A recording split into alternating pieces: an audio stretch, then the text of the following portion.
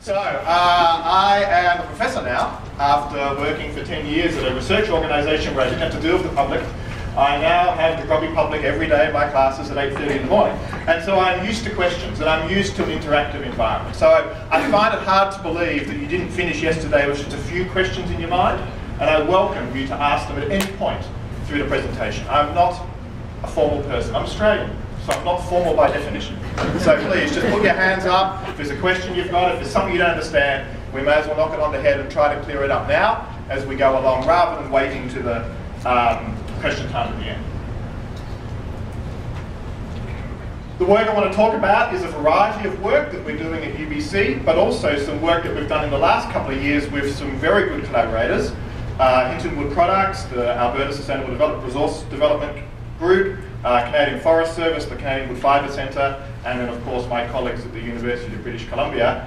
When there's some questions that come up, I will be able to answer some, and these other people, some of whom are in the audience, will be able to answer them as well. So when I start this talk, I want to start on the assumption that you know a bit about LiDAR. I don't want to talk to you about LiDAR basics because I know that you covered that yesterday. So I want to jump and to say, okay, you understand the basics. So what I want to talk about is the use of the 3 LiDAR platforms in forestry: ground-based LiDAR, airborne LiDAR, and spaceborne LiDAR, and how we can use those. If I'm going to start to talk like that, I'll start to talk about the LiDAR technology which is the most commonly used in forestry, and that's airborne remote sensing technology. So I'll start using my talk using airborne remote sensing technology. I'll then move into ground-based and give you a flavour of how I believe some people are using that, and then end with a little bit about future directions. I'll touch on satellite, because everyone always asks me, when are we going to see a satellite LiDAR in space? So I'll touch on that. It will be very brief, because we're not anytime soon. And then a little bit of stuff about future directions. So LiDAR is an incredibly simple technology. And as a remote sensing person, it is wonderful to be able to talk to you about a remote sensing technology which is demonstrated to work. And the reason LiDAR remote sensing works well is because we're measuring something directly. So all of the work of Landsat and all of the work of all the other remote sensing data sets, often we build correlations. But the reason that LiDAR is so simple and so conceptually easy to get our mind around is that it's actually measuring something directly, and we're ultimately measuring height. So when we think about it in a forestry context, we're able to directly measure the height of the landscape, I guess, but also the height of vegetation on that landscape. And so we can easily derive very simple metrics like the height of the vegetation, the mean height of the vegetation, perhaps the maximum height of the vegetation, and then the structure of that vegetation as the LiDAR pulse passes through the stand. The other variable that we do measure directly from LiDAR is cover. So our relationships with cover aren't correlation-based. They're real measures of cover. And I'll talk more about that in a minute of why that's the case. So they're the direct variables. They're the variables that there's a physical relationship between the pulse and what we're actually measuring in the field. The other variables that we can get from LiDAR, which we're often equally interested in, like volume, biomass, basal area, dBH, these are still derived from empirical-based relationships. We still need allometric relationships that give us the relationship between the LiDAR and the variable of interest. So I've sort of broken up the 2 levels of measurements that we get from LiDAR in that particular way. The real ones, the direct ones, and then the ones that we still have to rely on some type of model to go away and give us the derived variables that we might want. So when we hear people talk about LiDAR, they often talk about 2 different scales. We talk about the individual tree scale and the plot scale. So this is often the language that people use when they talk about processing the LiDAR. I process for LiDAR in individual trees sort of scale, or I process my LiDAR data set at the plot scale. So I want to just go through those 2 types of ways you can process your LiDAR data to understand the ways different people are doing it. I guess the easiest one to think about is the individual tree scale. But look at this picture. This is a LiDAR scene of a forest, and I've sort of very cleverly highlighted the golden spruce in the centre of the Doug fir forest. But you can see, look how many hits are on that beautiful golden spruce. Quite a lot. So if you're going to work at the individual tree scale, you need lots and lots of hits per tree for that to work. So you either need very dense LiDAR data or very big trees. Take your pick. So you can work it out, and you need to think about that when you start to think about the scale that you're going to work at. Now, in general, in the past, in North America, we generally fly at densities that don't allow individual tree work. Although that is changing and changing very, very quickly, because we are getting LiDAR systems now that are giving us many points back per meter. But the Scandinavians have been doing LiDAR also for many years, and they have been collecting data at very dense levels.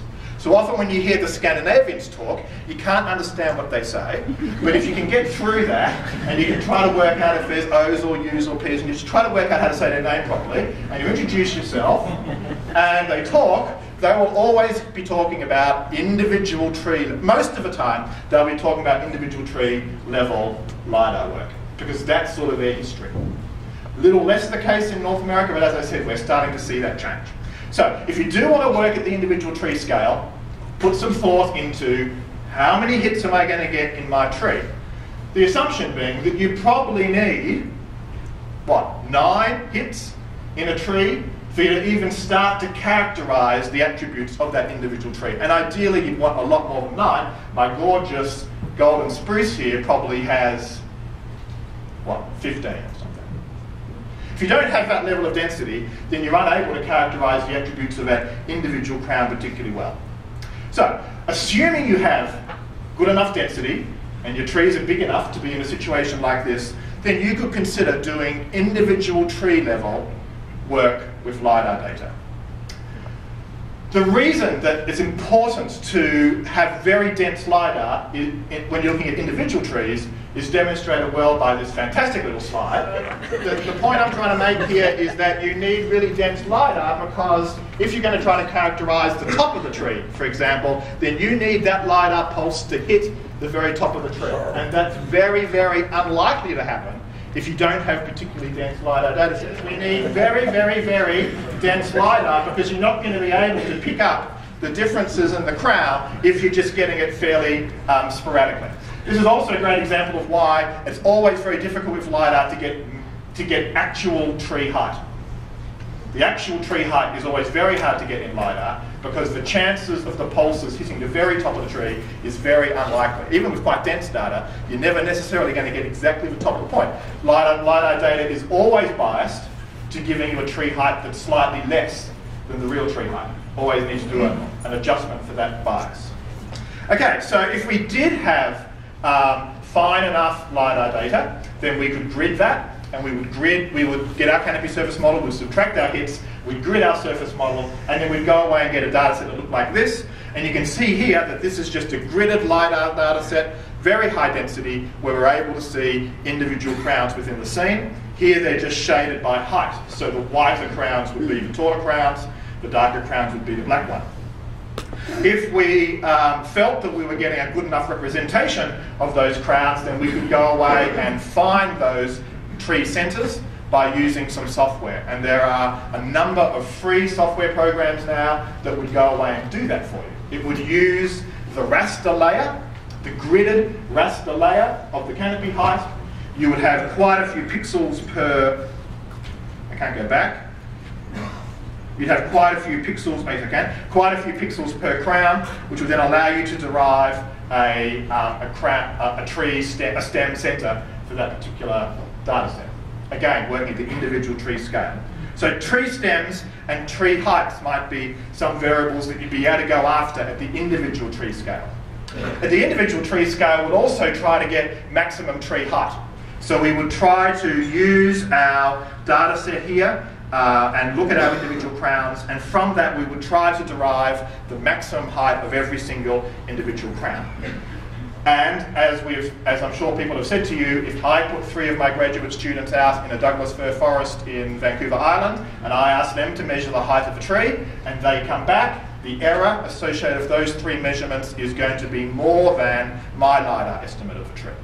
So LiDAR is a more accurate technology than 3 graduate students. I don't quite know if that's... I haven't tried to use that in a paper to discuss it that way, but that's the reality. In many ways, if you can isolate that tree, you can look at the hits on that tree, then your height estimate of that tree is going to be better, if it's about 35 metres, is going to be better than what we would be getting if we were measuring that in the field. But getting the tree height is obviously highly dependent, again, on the geometry of the crown and where your hits are falling within that crown. So you need a lot of dense hits to really be able to get the maximum tree height of an individual tree, because you've essentially got to try to cover all of the points of the architecture of that particular crown. So height is one set of variables that we can get. We can also try to move towards crown diameter. If we're getting enough hits within each individual crown, then we can go away and try to work out how big we believe each individual crown will be. The way we would do that is we'd probably simply count the pixels that have been associated with each crown, or we could try to have some sort of circle or polygon that would be put around the crown centre that would allow us to derive an individual crown measure. But you can see that our estimate of crown area, again, is highly dependent on the geometry of those LiDAR hits. If we don't have enough hits, we're just not going to be able to get the correct prediction of the crown area. So here you can see a good example of a crown blowing up. This might be the real crown area in the grey. We're essentially sampling it. LiDAR is a sampling tool. We're sampling that, and then your computation of how good that area is going to be is really based on the density of your LiDAR hits. Some work has sort of shown that we're always going to underestimate individual crown area, simply for that reason. There's some work with loblolly pine showing that it's around 15 to 20%. As our spacing gets finer and finer and finer and finer, our ability to see individual crowns gets harder and harder and harder and harder. So here's just an example. The left-hand side, a 1 metre spacing, a 1.5 metre spacing, and a 2 metre spacing. Pretend you're seeing dots there. The dots are getting finer, and it's going to be harder and harder for you to recognise that there's 2 individual crowns there as our spacing is getting broader and broader and broader.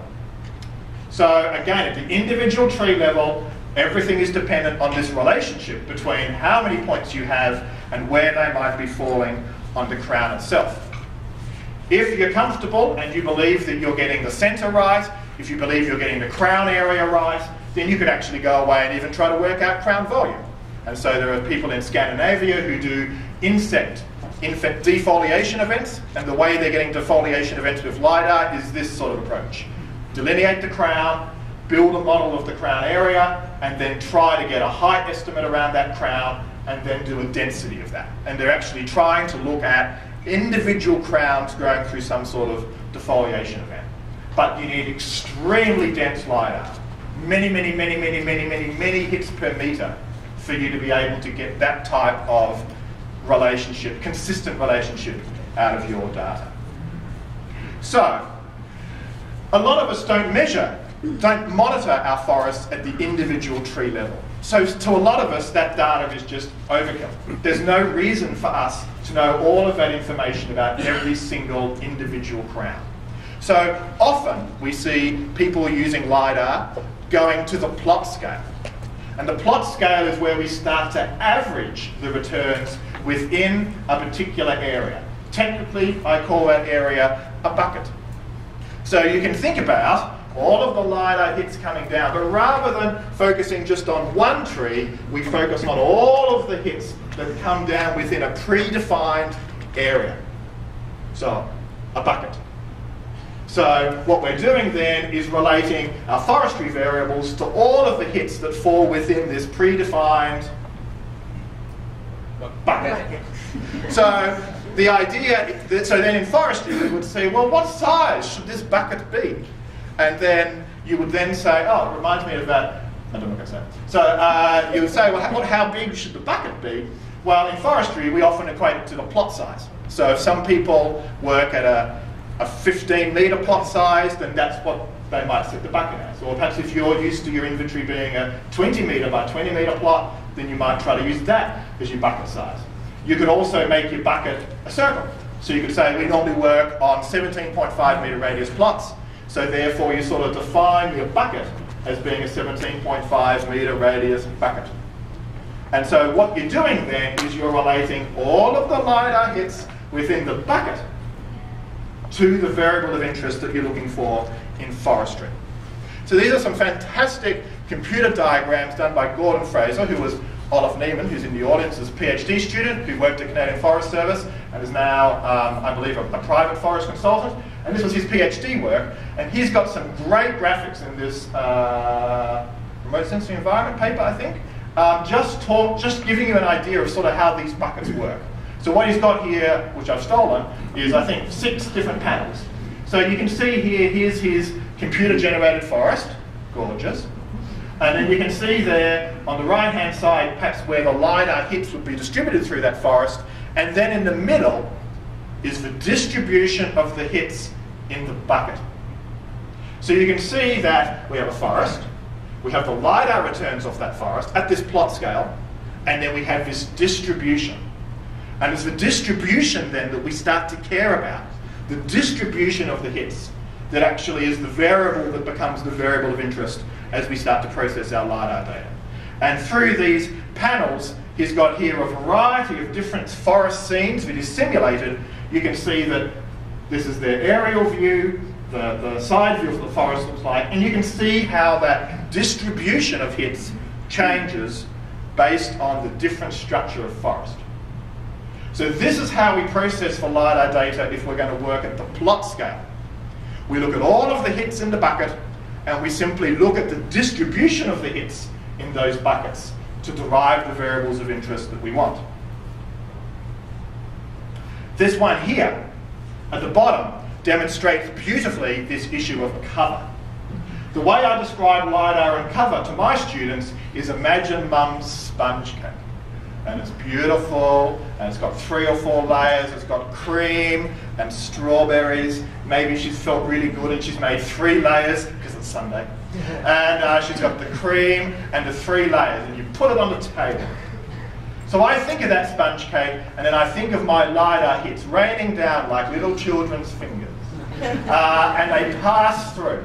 So the LiDAR hits pass through the sponge cake, and eventually, assuming the cake is going to, this analogy is going to fall apart in a minute, but if the cake's got enough gaps for the LiDAR pulses to go through, eventually hit the base of the plate with the cake on.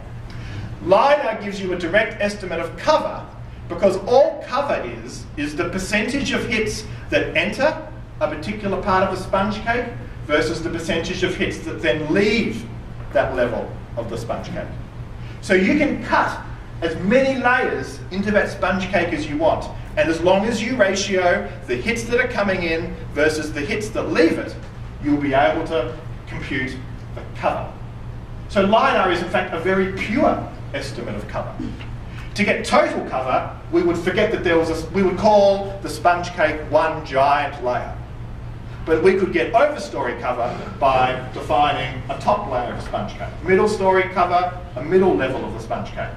Understory, which starts to get more dicey, and you should hear Andrew Hudak's talk for fire. He will talk more about this, but you can get lower and lower in the canopy, and you can try to work out your cover lower and lower and lower in the sponge cake. So cover is another estimate of LiDAR that's direct. It's simply the proportion of hits that enter the layer of the sponge cake versus the hits that don't. The hits that enter the layer of sponge cake versus the hits that pass through that sponge cake into the next layer. You can sort of see that a little bit by that diagram there. So, characterizing LiDAR data at the plot level, we use these relationships with the distributions. The way we characterize, the most common way we characterize the distributions is through percentiles. Percentiles are incredibly easy metrics to understand from a LiDAR cloud. That, my friends, is 2.5 hours in PowerPoint. I will do it again for you because it just made it. Okay, so 2.5 hours in PowerPoint. I couldn't get the big pulse to come back for the ground, but there should be a big pulse that comes back just above the word return strength. So there's our LiDAR pulse, and our pulses pass through our forest stand, and I'm accumulating all the hits that I get back. And I get essentially a distribution or an echo response that looks like that on the right. With percentiles, all we do is we look at the height of the different percentiles of the data. So we say, okay, what height is where 10% of the LiDAR hit? What height is where 20% of the LiDAR hits? What's the height of the 30% of the LiDAR hits? What's the height of the 40% of the LiDAR hits? So you end up with a whole series of heights that represent that distribution. Here's another way to think about it. Here's my bucket. My bucket's got a whole variety of hits in it, quite a few through the canopy, quite a few hitting the ground. The way I work out my percentiles is I work out what is the average height of my first 10% of the data, my second 10%, my third 10%, my fourth 10%, my fifth 10%, my sixth 10%.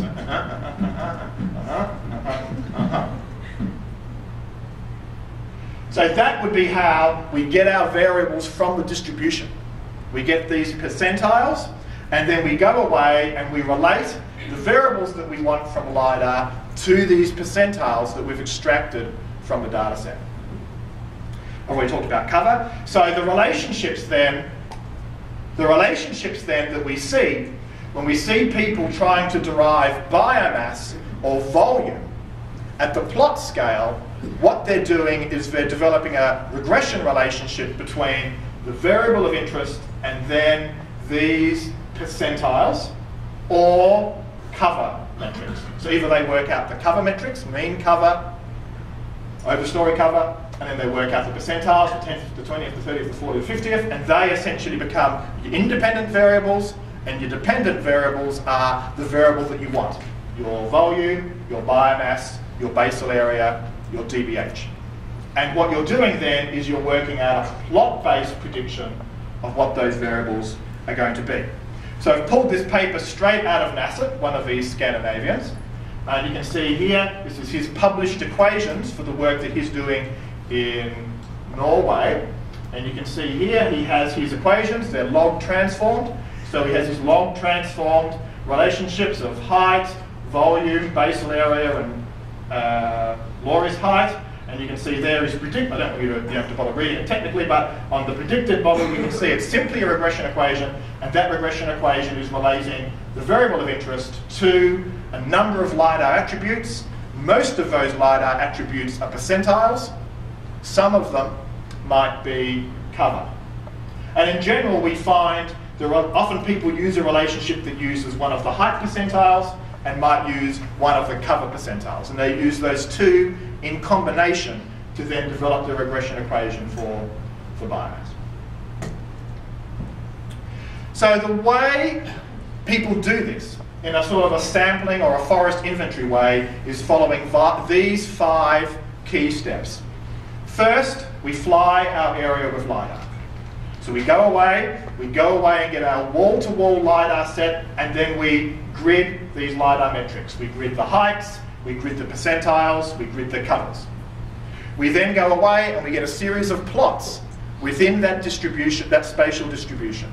We would hope that those plots were stratified by age class or by species, but we would have a series of plots where we would go and measure the attributes that we want in the field. The variables in the field, we're going to measure DBH and height.